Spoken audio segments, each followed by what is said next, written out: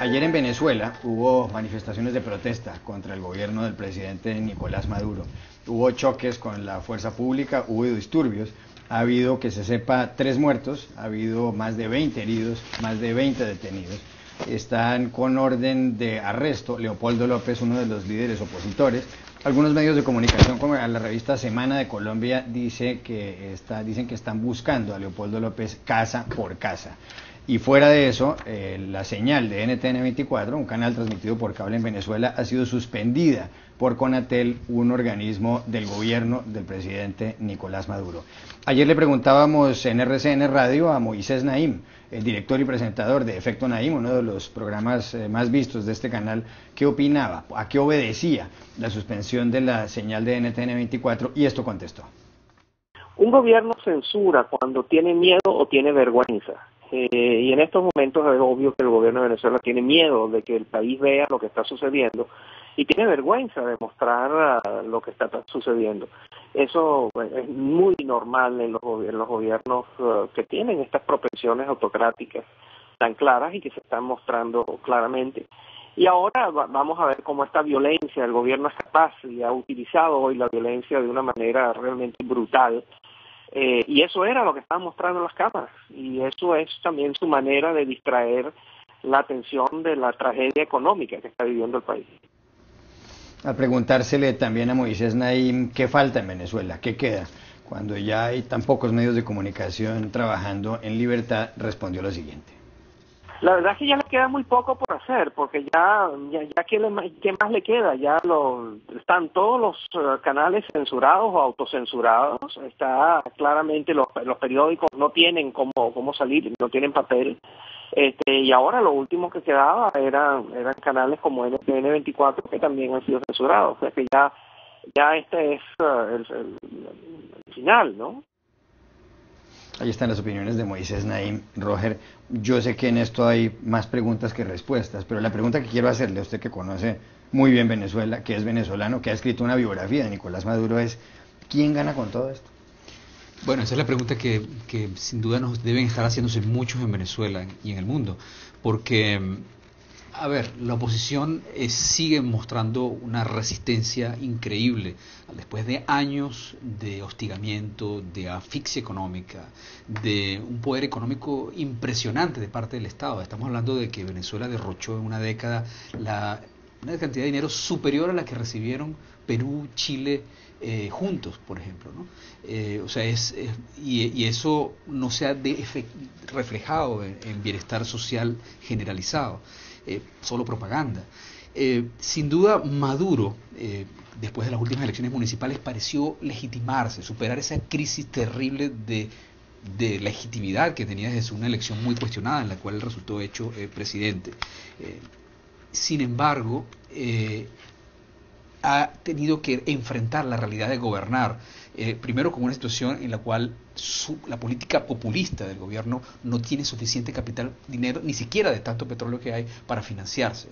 Y la ineficiencia creada por un Estado hipercrecido hace que sea inmanejable un gobierno gigante, sin dinero suficiente para manejar y para hacer lo que promete. Entonces, tiene muchos enemigos internos, no solamente la oposición. Estamos hablando especialmente de Diosdado Cabello y un sector importante de las Fuerzas Armadas que se beneficia igual del régimen, pero quiere el control total también. Entonces, los primeros que podrían resultar, lógicamente, favorecidos de una desestabilización del gobierno de Maduro no es necesariamente la democracia y la oposición, sino otro sector políticamente no democrático, como sería el de Diosdado Cabello y cierto sector militar.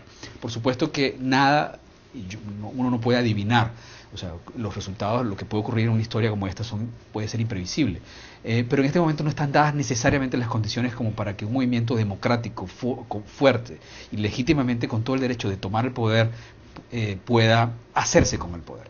De manera que lo que puede ocurrir es un proceso de represión mucho más agudo. La violencia que se reflejó en las calles ayer es síntoma de lo que puede ocurrir para seguir castigando a la oposición. Fíjese quiénes fueron los muertos. O sea, estamos hablando de 3 personas, 2 estudiantes y un hombre que trabajaba en lo que llamaban los colectivos. que era un ex policía. Nada más eso te habla de la demostración de lo que son estos grupos colectivos. Son grupos parapoliciales que nacieron primero de organizaciones de comunidades de los barrios con ciertos sectores policiales para ejecutar a delincuentes en los barrios, una forma de autodefensa, pero que se convirtieron en aliados políticos del presidente Chávez y grupos de choque. En este caso, y ha sido durante los últimos años, organizaciones que han atacado y han cercado y han violentamente hostigado a sectores de la oposición. Entonces, la oposición está cercada porque hay pocos medios. Evidentemente lo que les queda son algunas redes sociales, como Twitter y Facebook, por ejemplo, pero los medios de comunicación que tienen capacidad para generar información y generar opinión están en jaque. Grandes medios de comunicación tradicionales, con periodistas profesionales, staff capaces de producir información independiente, no tienen papel para seguir saliendo a la calle, probablemente tienen los días contados. Las páginas web están limitadas, el acceso a la web está limitado, las televisoras que sobreviven también tratan de subsistir económicamente como negocio, y eso implica callarse la boca muchas veces. Entonces, ayer hubo un silencio absoluto, o sea, nada, ni en radio ni en televisión sobre lo que ocurrió. Parecía una cosa increíble. Dudamel, nuestro querido director, en una orquesta tocando un mambo ante el presidente cuando el pueblo se estaba golpeando y matando en las calles. Como la orquesta del Titanic, Roger, que tocó hasta que se hundió el barco. Lo que llama la atención es, ¿este es el socialismo del siglo XXI en América Latina? Esto parecen técnicas usadas por las dictaduras más represivas de derecha de las décadas anteriores. Cierre de medios, represión policial, grupos de autodefensa, uso excesivo de fuerza. ¿Qué diría Bolívar? Pero al mismo tiempo, ¿qué diría Hugo Chávez? Bueno, Hugo Chávez alimentó esto, sin duda, y la diferencia entre él y Maduro es que Hugo Chávez ciertamente tenía un liderazgo forjado, y bueno, tenía, independientemente de la opinión que pueda tener uno a favor o en contra de él, una capacidad y un talante de líder que no tiene Maduro. Maduro, lo decía en este programa también, es un burócrata en el sentido de que su formación política es la de un cuadro político, no la de un líder. Está hecho para obedecer, ser un buen segundo y dar resultados que en efecto le dio al presidente Hugo Chávez. Recuerdo que Maduro me decía en una entrevista que era uno de los amigos. Él decía que él tiene vocación democrática, por supuesto, pero admiraba a Stalin y extrañaba con nostalgia lo que Stalin representó para el mundo. Y si uno puede hacer algún, quizá forzoso paralelismo con Stalin, tiene una biografía similar. Heredaron el poder de un personaje sumamente carismático, en el caso de Stalin, de Lenin en la Unión Soviética, y el de Chávez. Y ellos eran grises, o es, en el caso de un personaje gris, sin ningún tipo de carisma, sin ningún tipo de liderazgo natural, que trata de decir yo soy igual a Chávez, o aquel yo soy igual a Lenin. No quisiera que se repitiera la historia, pero lo que ocurrió con Stalin es que se convirtió en el líder más cruel y el dictador que duró más tiempo al frente del pueblo soviético, del pueblo ruso. Ojalá eso no vaya a ocurrir en Venezuela. Stalin además mató a todos sus amigos. Hay una biografía de Simón Sebag Montefiore de Stalin que vale la pena leérselo. Creo que se titula La Corte del Zar Rojo, un libro memorable y llamativo. Muy bien. Juan Carlos, usted habló con la relatora para la libertad de prensa de la Comisión de Derechos Humanos esta mañana. ¿Qué le dijo? Ella que casi nunca sale a los medios. No, fue Catalina Botero, la relatora para la libertad de expresión de la Comisión Interamericana de los Derechos Humanos de la OEA, y dijo que esto mostraba la deriva que ha tomado el gobierno venezolano en una actitud represiva hacia los medios de comunicación, lo cual era inaceptable. Ella, su oficina, ha publicado varios informes en donde da cuenta pues de cómo, por ejemplo, no se le renovó la licencia a Radio Caracas Televisión, un canal muy importante en Venezuela, de lo que ha ocurrido con Globovisión, que terminó en manos de personas que se dice son cercanas al régimen de Nicolás Maduro. De modo que gravísimo lo que está ocurriendo en Venezuela. Gracias por haber estado aquí, Roger.